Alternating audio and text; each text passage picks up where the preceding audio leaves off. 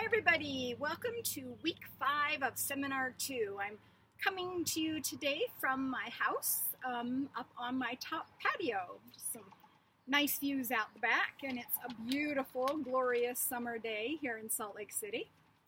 Alright, so this week we've got 2 objectives: examine the role of faculty in distance education and ID those personal characteristics that would lead to a student being successful in distance education. Our discussion questions: what is the role of faculty in distance ed, and competencies needed by faculty or students. Now, GCU has provided us with a great written lecture this week. I think whoever put that together did a really wonderful job, so I would really encourage you to read that. Here's a few things I'd like to add.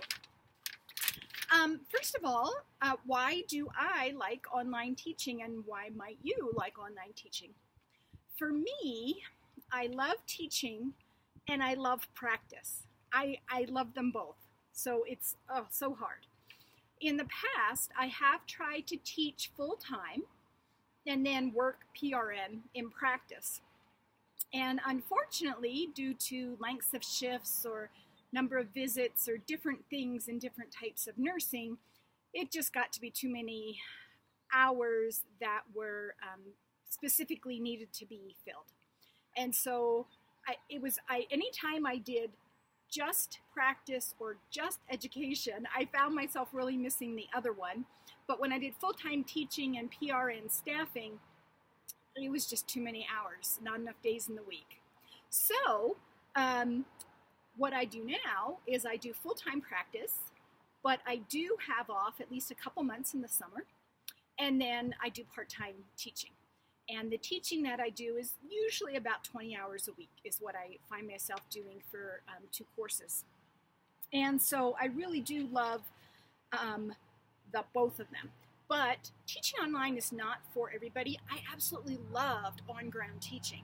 But I do enjoy online, especially in the master's program where I'm working with experienced nurses. It's just wonderful talking with you and chatting with you.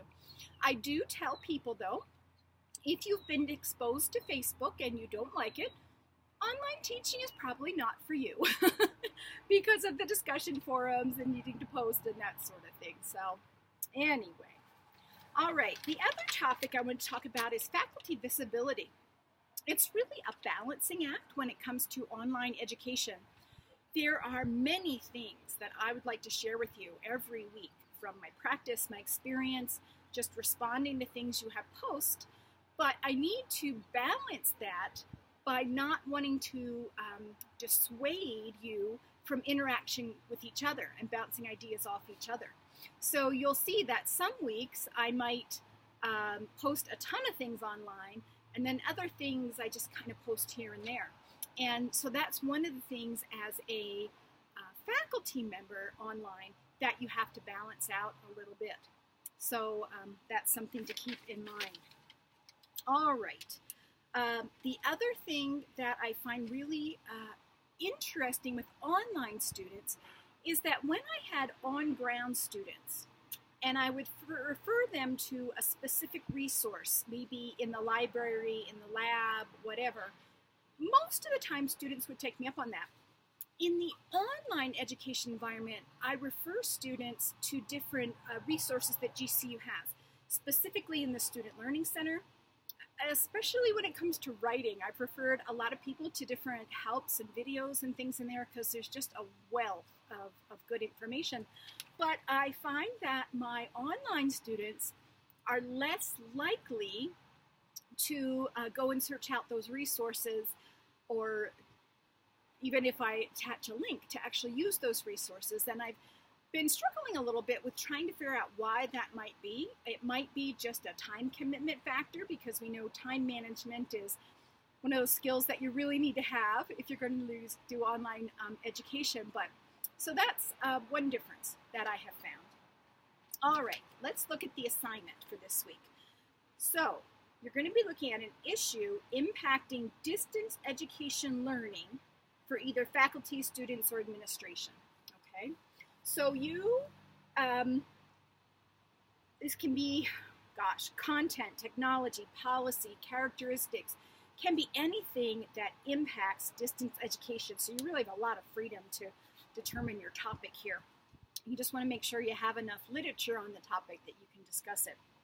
So you're going to start off with the issue and why is it significant. You have to tell me that this really is something that impacts distance ed. Then you're going to address it as if you are in a leadership or educator position, some position where you can have an impact on the issue. Okay, so you've got to incorporate evidence-based literature. So you got to throw in some research studies and professional standards. Now, the standards that you choose are going to apply to whatever the problem area is that you've identified.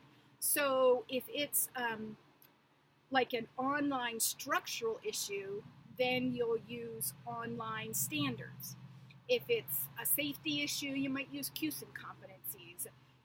If it's an interpersonal issue, then you might look at some standards from accreditation or the NLN or the ANA. So your standards and competencies should be related to the problem that you're addressing. Okay. And the assignment does call for strategies with an S to address the issue. So that means at least two, okay? They can be related, but you have to have at least two strategies to address this issue. Again, you have a choice of formats, but you can't use the format that you'd used last time. So you have to branch out a little bit and see what you think. All right, please carefully review the rubric. You guys did a really nice job on the last assignments. But a couple of you struggled with having enough detail or depth to meet that top box score, to get the top score for the different categories. So just pay a little bit of attention to that. All right, well, it is a beautiful day out here. I'm actually getting ready to eat dinner. I'm recording this on Wednesday night, and then I'm heading off to a yoga class. So I think it'll be a good night for me. All right, guys, I hope things are going well for you, and I will see you in the main forum.